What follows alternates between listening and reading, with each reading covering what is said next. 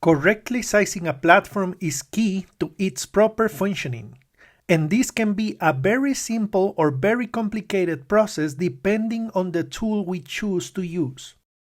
At Nexus Dashboard, we have simplified this process with a tool called Nexus Dashboard Capacity Planning. This tool allows us to size a new deployment and validate the scalability requirements of an existing scenario. By completing 4 simple steps, we will determine the required cluster size based on the infrastructure we want to manage and how we want to deploy the platform. Step 1. Select the Nexus Dashboard version we want to deploy. Step 2. Indicate whether the data center network we'll be managing is a LAN or SAN environment. Step 3. Indicate the deployment type, whether it's a new cluster or an upgrade from a previous version of Nexus Dashboard. Step 4. Indicate the cluster format, physical, virtual, or in the AWS cloud. We will explain each of these steps. Let's begin the process. Once we enter the URL for the Nexus Dashboard Capacity Planning tool, we'll be told that it can be used to create a single cluster. That is, if the platform requires multiple clusters, a calculation must be performed for each cluster in each scenario. After this note, we'll begin the first step. Step 1. Select the Nexus Dashboard version you want to deploy. In this video, we will focus on Nexus Dashboard version 4.1. To learn more about the features of this release, you will find 2 links. The first is the Nexus Dashboard version 4.1 release notes, which provide important information about the new platform features, new supported hardware, compatibility information, and more. It's a great way to familiarize yourself with the platform.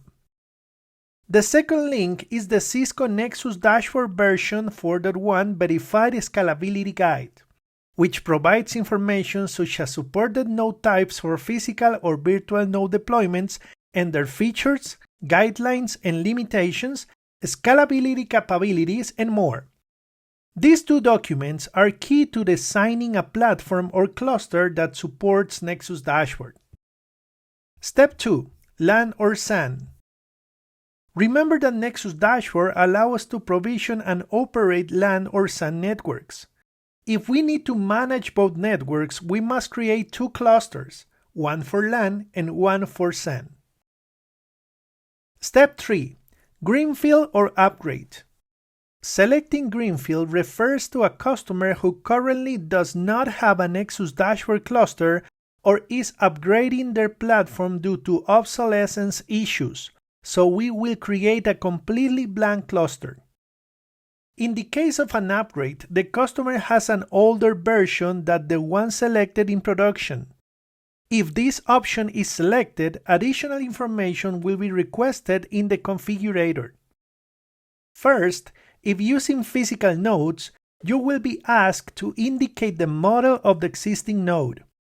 Alternatively, you must indicate the hypervisor used, vCenter, KVM, or AWS if it is a cloud deployment. Next, you must specify the services running on the existing cluster. Recall that in versions prior to version 4, there were 3 deployable services: Nexus Dashboard Insights for telemetry, Nexus Dashboard Fabric Controller for LAN and SAN management, and Nexus Dashboard Orchestrator for centralized management of multiple data centers. In this case, we have reached the final step of sizing the new cluster, where we will specify the number of nodes needed, as well as the number of switches and manageable flows per cluster. But let's return to the Greenfield scenario to complete that process. Step 4. Specify the cluster format. Here, we must indicate whether we will be using a physical cluster, a virtual cluster with vCenter or KVM, or the AWS Public Cloud Service. Let's briefly talk about the capabilities of physical and virtual clusters.